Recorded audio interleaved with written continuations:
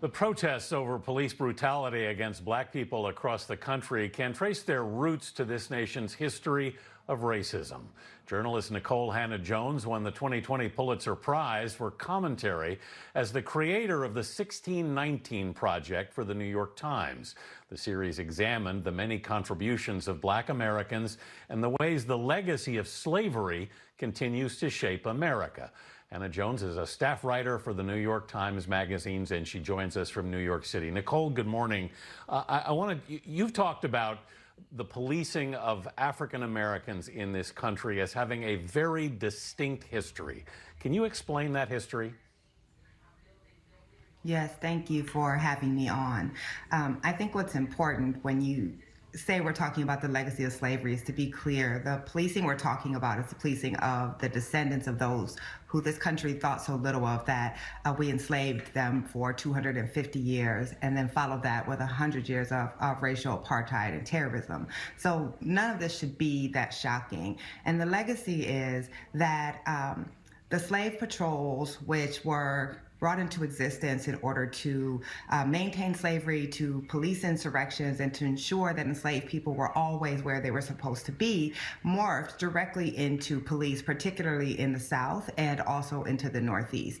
And during the time of slavery, it was legal to use lethal force on enslaved people for any infraction. If enslaved people resisted capture, if enslaved people were in a place where they weren't supposed to be, it was legal to use lethal force. And we are seeing the ongoing legacy of that, of the type of policing that Black Americans get is often a form of social control, and often the belief that lethal force is justified no matter how petty the alleged crime.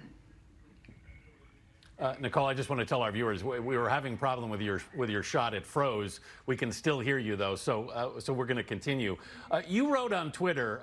I want to say I feel like we keep telling this story over and over again, Nikole. And you wrote on Twitter, the cycle of police killings and black grief and rage is so regular. I've written the same story several times. How do we break this cycle? That's a good question. I think we're all grappling for answers to that. Certainly, we don't break the cycle by pretending that it doesn't happen or that these are just individual actions and not part of larger systemic systems. I think the biggest thing that we can do policy-wise is actually have accountability for officers who use this type of lethal force. Since 2005, only about 35 officers have been convicted of killing citizens. Officers know that there's almost nothing that they can do to citizens for which they will face any type of legal prosecution. The Trump administration, immediately upon coming into office, ended consent decrees with apartments that had been found having abused citizens. The Supreme Court has made it almost impossible to convict officers of crimes as long as the officers say that they feared for their lives. So we have to hold police accountable. I think the thing that was most devastating about the video of George Floyd is how that officer saw that there were witnesses, and he callously laid on that man's neck for 8 minutes and 46 seconds, despite there being witnesses and filming. There was no concern whatsoever that there would be a consequence, even for the use of deadly force, and that has to change. Yeah, he had a camera in front of him the whole time. At the same time, just this week, Nikole, we've heard the president's national security advisor say he did not believe there was systemic racism in police departments across the country. The top New York Police Department uniformed officer told Tony earlier in this broadcast he didn't see systemic racism in the New York Police Department. If we're not hearing officials even consider that possibility, how do we correct it?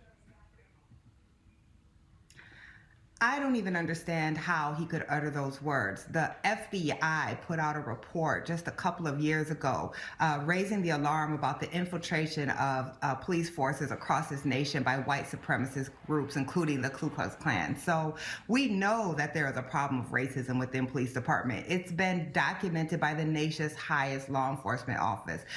This is up to citizens to hold law enforcement accountable and politicians accountable who want to downplay what is clearly happening. It is not saying every police officer is racist. That is obvious, but there is a deeply embedded problem with racism in the police department. And in fact, the role that police departments have played has been to enforce racial laws and racial policies against Black Americans, and we still see that in how policing happens. All right, Nikole Hannah-Jones, thank you so much for being with us this morning.